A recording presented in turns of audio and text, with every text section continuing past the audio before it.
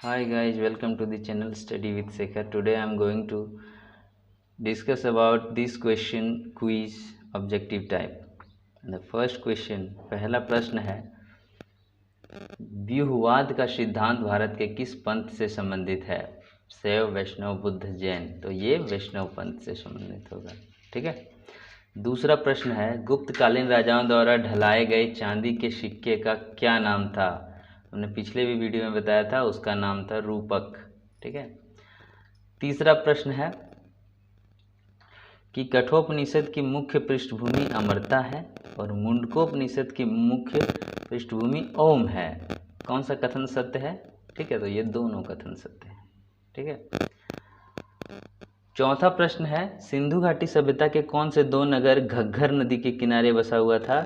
तो कालीबंगन और बनावली दो प्रमुख नगर घग्घर नदी के किनारे बसा हुआ था। पांचवा प्रश्न है, बादामी, द्वार समुद्र और वरंगल क्रमशः किन तीन वंशों से संबंधित है? तो ये चालुक्य, होयसल और काकतीय तीन जो है सो वंशज हैं, उनकी राजधानी थी। जैसे बादामी या वातपी चालुक्य राजाओं की राजधानी थी। ठीक है, यानी कि बादामी या वादापी जो पहला है वो चालुक्य राजा की राजधानी थी। यह मंदिर के लिए प्रसिद्ध है। द्वार समुद्र होयसल वंश की राजधानी थी, जबकि वारंगल काकतीय वंश की राजधानी थी। छठा प्रश्न, पंच तत्व से शरीर का विकास हुआ था, यह किस दर्शन में उल्लेखित है? सांख्य, वैशेषिक, मीमांसा और न्याय। तो ये वैशेषिक दर्शन से संबंधित है। ठीक है। वैशेषिक नामक दर्शन की रचना महर्षि कनाद ने किया था। इसमें पांच तत्व अग्नि, जल, वायु, गगन और धरती, इनसे मिलकर एक शरीर बना है। निम्नलिखित में से कौन वैदिक साहित्य से संबंधित है? धर्मसूत्र, आकरंग सूत्र, ठीक है, और अवतमशक सूत्र। तो केवल एक धर्मसूत्र वैदिक साहित्य से संबंधित है। धर्मसूत्र वही है कि धर्मसूत्र वैदिक साहित्य है। धर्मसूत्रों में वर्णाश्रम धर्म, व्यक्तिगत आचरण, राजा एवं प्रजा के कर्तव्य आदि का विधान है। किसमें? धर्मसूत्र में। आठवां प्रश्न, बौद्ध मठों में विहार किसे कहा जाता है? तो विहार कहा जाता है भिक्षुओं का निवास स्थान। भिक्षुओं का जो निवास स्थान रहता है उसे विहार कहा जाता है। चैत्य चर्चा के स्थान को कहा जाता है। चैत्य स्तूपों में होते थे, जबकि विहार स्तूपों में नहीं होते थे। रुमिंडी स्तंभ शिलालेख कहाँ स्थित है? तो रुमिंडी लुम्बिनी में है। ठीक है, रुमिंडी कहाँ पे है? लुम्बिनी, जो अभी नेपाल में पड़ता है। रुमिंडी स्तंभ शिलालेख लुम्बिनी नेपाल में है। अशोक ने अपने शासन के 12वें वर्ष में लुम्बिनी की यात्रा की और वहां पर कर मुक्ति की घोषणा किया था। 10वां प्रश्न, समुद्रगुप्त के दौरान कांची का राजा कौन था? समुद्रगुप्त के दौरान जो कांची का राजा था वो कौन था? विष्णुगोप। हरिसेन द्वारा रचित प्रयाग प्रशस्ति के अनुसार समुद्रगुप्त ने दक्षिण पथ के 12 राजाओं को हराया। उन 12 राजाओं में कांची के राजा विष्णुगोप का नाम भी शामिल है। 11वां प्रश्न, अशोक के किस शिलालेख में धम्म नीति का वर्णन है? ठीक है, तो कौन से शिलालेख में धम्म नीति का उल्लेख है? तो 11वीं शिलालेख जो है, शिलालेख 11वीं में, अशोक के 11वें शिलालेख में धम्म नीति का वर्णन है। 12वां प्रश्न, अशोक का कौन सा शिलालेख सबसे लंबा है? तो 13वां शिलालेख सबसे लंबा है। अशोक के 13वें शिलालेख सबसे लंबा शिलालेख है। इसमें अशोक की कलिंग विजय का वर्णन है। इसके अलावा अशोक के धम्म की ग्रीक, यवन, सिलोन आदि राजाओं पर विजय का वर्णन है और अनेक राजाओं का वर्णन है। 13वां प्रश्न, मत्स्य महाजनपद की राजधानी विराटनगर किस क्षेत्र में थी? फिलहाल अभी जो क्षेत्र जयपुर है, विराटनगर आज के जयपुर के पास स्थित है। इसे पांडवों ने अज्ञातवास के दौरान अपने रहने का स्थान बनाया था। 14वां प्रश्न, निम्नलिखित में से कौन से शिक्षक गौतम बुद्ध को ज्ञान प्राप्त करने से पहले नियुक्त किए गए थे? तो वो था, कौन कौन था? अलार कलाम और उद्दक रामपुत्र। अलार कलाम और उद्दक रामपुत्र गौतम बुद्ध के शिक्षक थे। अलार कलाम एक ब्राह्मण संत और दार्शनिक थे। वह सांख्य दर्शन के विशेषज्ञ थे। पियूली कैनन ग्रंथों के अनुसार वह गौतम बुद्ध के पहले शिक्षक थे। इन्होंने उन दोनों से योग साधना सीखी। 15वां प्रश्न, राष्ट्रकूट वंश की स्थापना किसने किया था? तो दंती दुर्ग ने किया था। राष्ट्रकूट वंश की स्थापना दंती दुर्ग ने की। इसकी स्थापना 8वीं सदी में की गई थी। आर्य जनजाति के रूप में जाना जाता है। आर्य जो है वो जानसी जनजाति के रूप में जाना जाता है, जानसी। ऋग्वेद वैदिक समाज एक आदिवासी समाज था। लोग अर्ध खानाबदोश जीवन जीते थे। आर्य जनजातियों को जन कहा जाता था। वे खानाबदोश संकेतक थे और उनके जीवन में कृषि का कोई महत्व नहीं था। 17वां प्रश्न, निम्नलिखित में से किस राजा के शासन काल में तीसरी बौद्ध संगीति हुई थी? ठीक है, तो अशोक के काल में जो है सो तीसरी बौद्ध संगीति हुई थी। पाटलिपुत्र में 250 ईस्वी पूर्व में राजा अशोक के संरक्षण में आयोजित किया गया। तीसरी परिषद का उद्देश्य बौद्ध धर्म को अवसरवादी गुटों से शुद्ध करना था। 18वां प्रश्न, निम्नलिखित में से कौन भौतिकवादी दर्शन के प्रमुख प्रतिपादक थे? भौतिकवादी के प्रतिपादक थे चार्वाक। चार्वाक भौतिकवादी दर्शन के प्रमुख प्रतिपादक थे। चार्वाक ने वेदों और किसी भी अनुष्ठान को खारिज कर दिया। वे ईश्वर या किसी अन्य अलौकिक शक्ति के विचार के विरोधी थे। इसका अधिकांश साहित्य अब लुप्त हो गया है। 19वां प्रश्न, कुरु महाजनपद की राजधानी क्या थी? तो इसकी राजधानी थी इंद्रप्रस्थ। कुरु महाजनपद पश्चिम उत्तर प्रदेश में स्थित था। कुरु महाजनपद की राजधानी इंद्रप्रस्थ थी। महाभारत एक महाकाव्य कविता कुरु वंश की दो शाखाओं के बीच संघर्ष की बात बताती है। 20वां प्रश्न, 16 जनपदों की सूची उपलब्ध है। कहाँ पे उपलब्ध है? तो ये अंगुत्तर निकाय में उपलब्ध है। बौद्ध धर्म के अंगुत्तर निकाय में 16 जनपदों का उल्लेख मिलता है। 21वां प्रश्न, निम्नलिखित में से कौन सा राजा वसुदेव कण्व का उत्तराधिकारी था? तो उसका उत्तराधिकारी था भूमिमित्र कण्व। वासुदेव कण्व, कण्व वंश के संस्थापक वसुदेव था। उन्होंने वसुदेव कण्व के पुत्र थे भूमिमित्र कण्व। कण्व वंश का दूसरा राजा भूमिमित्र कण्व था, जो वसुदेव कण्व की मृत्यु के बाद सिंहासन पर बैठा। भीममित्र ने सातवाहन के खिलाफ कई युद्ध लड़े। भूमिमित्र ने 14 वर्षों तक शासन किया और बाद में उनके पुत्र नारायण ने उनका उत्तराधिकारी बना लिया। 22वां प्रश्न, प्रारंभिक सातवाहन राजाओं निम्नलिखित में से किस क्षेत्र में अपना वर्चस्व स्थापित किया था? सातवाहन उत्तर महाराष्ट्र में। प्रारंभिक सातवाहन राजा आंध्र में नहीं बल्कि उत्तरी महाराष्ट्र में यानी ऊपरी गोदावरी घाटी के उपजाऊ बेसिन में दिखाई दिए। सातवाहनों के प्राचीन सिक्के और शिलालेख यहाँ मिले हैं। 23वां प्रश्न, निम्नलिखित में से कौन सातवाहनों की राजभाषा थी? तो सातवाहनों की राजभाषा थी प्राकृत।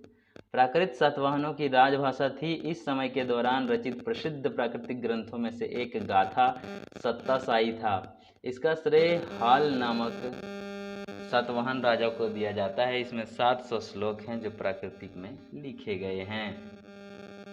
ठीक है। 24वां प्रश्न, निम्नलिखित में से किस गुप्त राजा ने युद्ध और विजय की नीति पालन किया और अपने राज्य का अत्यधिक विस्तार किया? तो वो राजा कौन था? समुद्रगुप्त। समुद्रगुप्त ने 336 से 375 तक शासन किया ईस्वी तक। ठीक है। वह चंद्रगुप्त प्रथम का पुत्र था। वह युद्ध और विजय की नीति से प्रसन्न था और उसने अपने राज्य का विस्तार किया। इनके विजयों का वर्णन प्रयाग प्रशस्ति में मिलता है। ठीक है। जो हरिसेन ने लिखा है प्रयाग प्रशस्ति, उसी में मिलता है। 25वां प्रश्न, निम्नलिखित में से किस काल में शूद्रों की सामाजिक और आर्थिक स्थिति में सुधार हुआ? तो शूद्रों की सामाजिक स्थिति में सुधार हुआ गुप्त काल में। गुप्त काल में शूद्रों की सामाजिक और आर्थिक स्थिति में सुधार हुआ। गुप्त काल के दौरान शूद्रों को रामायण, महाभारत और पुराण सुनने की अनुमति थी। उन्हें कुछ अनुष्ठान करने की भी अनुमति थी। 26वां प्रश्न, निम्नलिखित में से कौन मृच्छकटिकम नाटक के लेखक हैं? तो मृच्छकटिकम लेखक हैं शूद्रक। ठीक है। शूद्रक मृच्छकटिकम नाटक के लेखक हैं, जिसका अर्थ है मिट्टी की एक छोटी गाड़ी। नाटक एक गरीब ब्राह्मण के एक वैश्या की खूबसूरत बेटी के साथ प्रेम संबंध से संबंधित है। 27वां प्रश्न, निम्नलिखित में से कौन एक स्थायी बंदोबस्ती के संदर्भित करता है जिसे एक प्राप्तकर्ता अलग नहीं कर सकता था, लेकिन गुप्त काल के दौरान इससे अर्जित आय का उपभोग कर सकता था? तो वो था निवि धर्म अच्छयन नामक एक बंदोबस्ती था। बंदोबस्ती मतलब सरकारी ज़मीन को अपने नाम पे करना बंदोबस्ती कहलाता है। तो निवि धर्म अच्छयन जो था एक भूमि काश्तकारी प्रणाली थी जो एक अस्थाई बंदोबस्ती को संदर्भित करती है जिसे एक प्राप्तकर्ता अलग नहीं कर सकता है, लेकिन इससे होने वाले आय का हमेशा के लिए उपभोग कर सकता है। 28वां प्रश्न, गुप्त काल के दौरान भारत ने निम्नलिखित में से किसका आयात सिलोन यानी कि श्रीलंका से किया था? तो किसका किया था? मोती, सिल्वर, कपड़ा, मसाले, इनमें से क्या चीज़? तो क्या क्या चीज़ का किया था? मोती और सिल्वर। ठीक है, मोती और सिल्वर दो चीज़ का आयात किया था श्रीलंका से। गुप्त काल में भारत के सिलोन के साथ घनिष्ठ व्यापारिक संबंध थे। सिलोन ने भारत से कपड़े, मसाले, चंदन, कस्तूरी, अरंडी का तेल, घोड़े और हाथी जैसे कई तरह के वस्तुओं का आयात किया। भारत भी सिलोन से आयात करता था, उदाहरण के लिए मोती और चांदी। ठीक है, यानी कि यहाँ से वहाँ जाता था मसाले, चंदन, कस्तूरी, अरंडी का तेल, घोड़ा, हाथी सब जाता था, लेकिन वहाँ से मोती और चांदी आता था। कहाँ से? श्रीलंका से। 29वां प्रश्न, निम्नलिखित में से किस स्थान पर गोवर्धन पर्वत को सहजता से उठाने वाली कृष्ण की विशाल आकृति पाई जाती है? तो वो तो जान ही रहे हैं, वाराणसी में गोवर्धन पर्वत को सहजता से उठाने वाली कृष्ण की विशाल आकृति गुप्त काल से संबंधित है।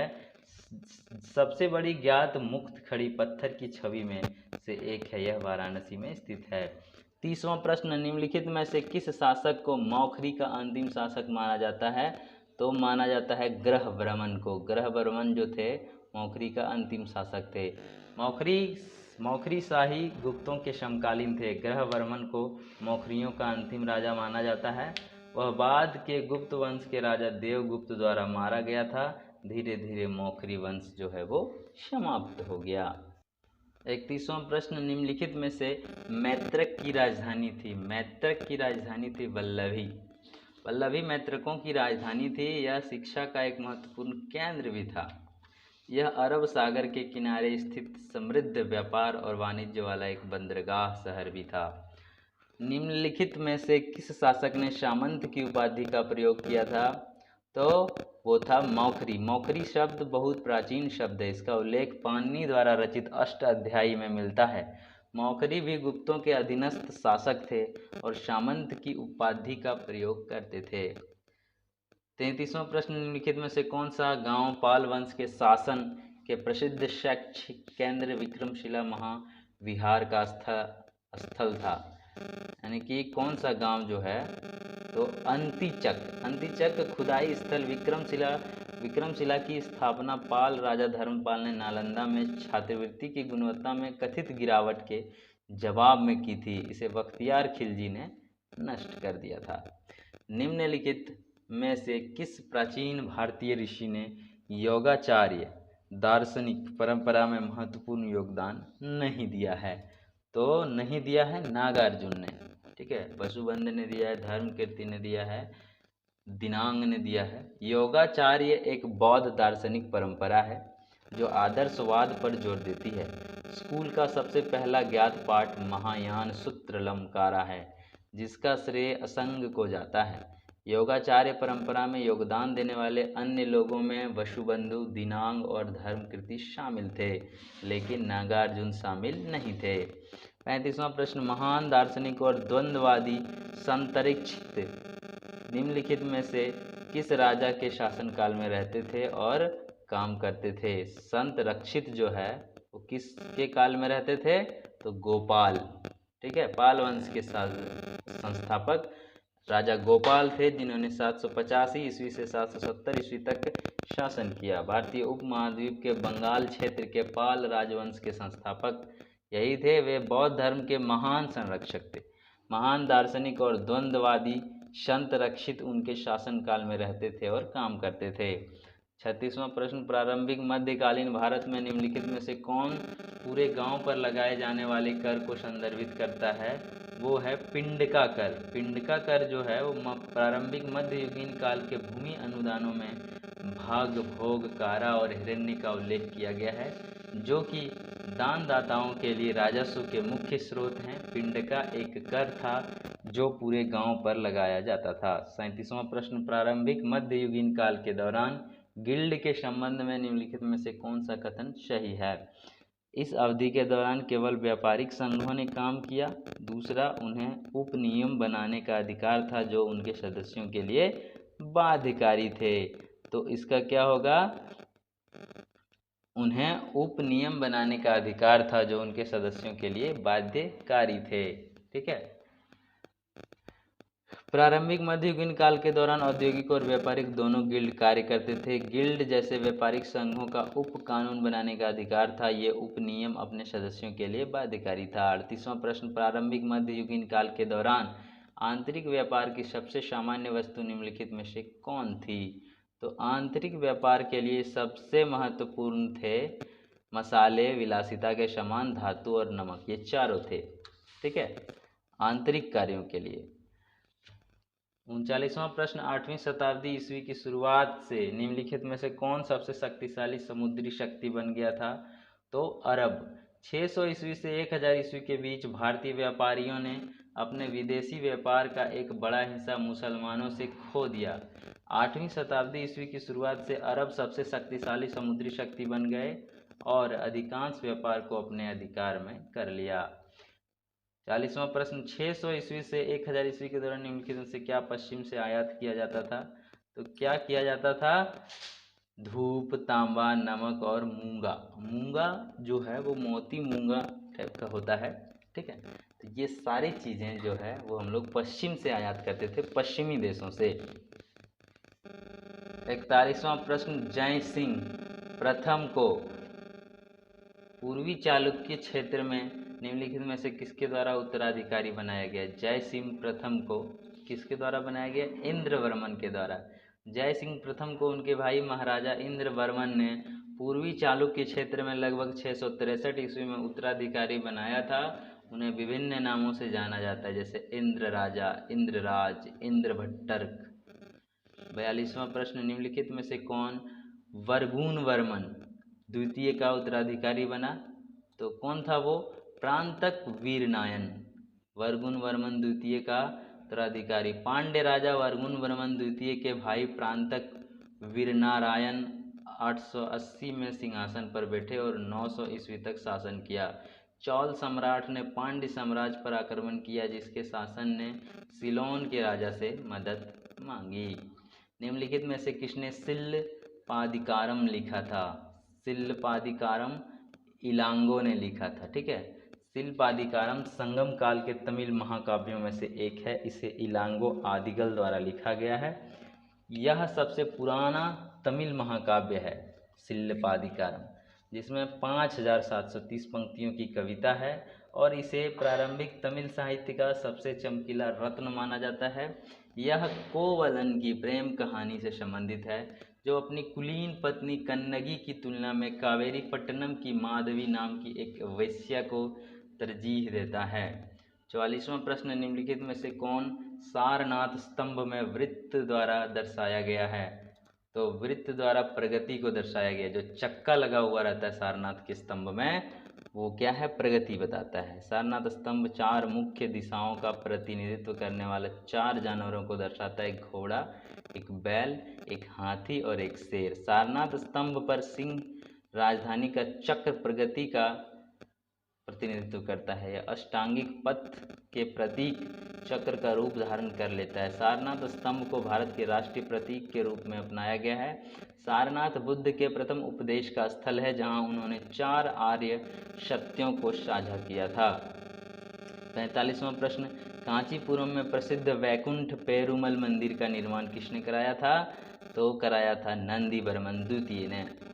ठीक है, माना जाता है कि कांचीपुरम में थिरुपरमेश्वर विन्नगरम या वैकुंठा पेरुमल मंदिर का निर्माण पल्लव राजा नंदीवर्मन द्वितीय द्वारा किया गया था। बाद में मध्यकालीन चोल और विजयनगर राजाओं के योगदान के साथ इसका निर्माण द्रविड़ शैली की वास्तुकला में किया गया। 46वां प्रश्न, पाल वंश के बाद बंगाल में कौन सा राजा शासन करने के लिए आया था? तो सेना वंश, सेना राजवंश जो है 11वीं शताब्दी के अंत में सेना राजवंश ने बंगाल में पालों की जगह ले ली। राजवंश के संस्थापक हेमंत सेन थे। 11वीं शताब्दी के मध्य में उन्होंने अपनी स्वतंत्रता की घोषणा की और खुद को राजा के रूप में स्थापित किया। उनके उत्तराधिकारी विजय सेन ने पालों के खंडहरों पर एक साम्राज्य का निर्माण किया, जिसने पूरे बंगाल और उत्तरी बिहार पर नियंत्रण कर लिया। 47वां प्रश्न, जैन धर्म के सबसे महत्वपूर्ण मौलिक सिद्धांत के रूप में जाना जाता है, वो है अहिंसा। अहिंसा जैन धर्म के 5 सिद्धांतों में से सबसे मौलिक है। भगवान महावीर ने कहा, अहिंसा परमो धर्मः। अन्य सिद्धांतों में शामिल है सत्यता, सत्य, चोरी न करना, आचार्य, ब्रह्मचर्य और गैर अधिकार, अपरिग्रह। 48वां प्रश्न, पुलकेशिन ने हर्षवर्धन को किस वर्ष जीता था? तो 618 ईस्वी में पुलकेशिन ने हर्षवर्धन को जीत लिया था। बादामी की चालुक्य राजधानी से शासन करने वाले पुलकेशिन ने हर्ष की विजय को चुनौती दी। पूर्व ने खुद को दक्षिण के भगवान सर्वोपरि के रूप में स्थापित किया था, जैसे कि हर्ष ने उत्तर में किया था। नर्मदा के तट पर मुख्य रूप से हाथियों के साथ लड़े गए युद्ध में हर्ष पर पुलकेशिन की महान विजय की तिथि 618 ईस्वी में पुलकेशिन द्वितीय की तांबे की प्लेट को 2016 में डिकोड करके तय की गई है। 49वां, सांख्य दर्शन शास्त्र की स्थापना किसने किया था? तो कपिल मुनि ने किया था। कपिल प्राचीन और मध्ययुगीन भारतीय ग्रंथों में अलग व्यक्तियों का दिया गया नाम है, जिनमें से सबसे प्रसिद्ध हिंदू दर्शन के सांख्य स्कूल के संस्थापक हैं। सांख्य प्रसिद्धि के कपिल को एक वैदिक ऋषि माना जाता है, जिसका अनुमान 6वीं शताब्दी ईसा पूर्व से 7वीं शताब्दी ईसा पूर्व में था। 50वां और अंतिम प्रश्न, निम्नलिखित में से कौन सिंधु क्षेत्र की सभ्यता से संबंधित नहीं है? तो मेसोपोटामिया जो है संबंधित है, दक्षिण एशिया भी संबंधित है, मिस्र भी संबंधित है, क्योंकि वहाँ पे इसके अवशेष मिले हैं। लेकिन रूस की जो सभ्यता है वो नहीं है। महान सिंधु क्षेत्र मिस्र, मेसोपोटामिया, दक्षिण एशिया और चीन की 4 प्राचीन शहरी सभ्यताओं में से सबसे बड़ा घर था। 1920 के दशक तक इसकी खोज नहीं हुई थी। इसके अधिकांश खंडहर, यहाँ तक कि इसके प्रमुख शहरों की भी खुदाई की जानी बाकी है। प्राचीन सिंधु सभ्यता की लिपि को अभी तक नहीं पढ़ा जा सका है। तो ये थे हमारे 50 क्विज।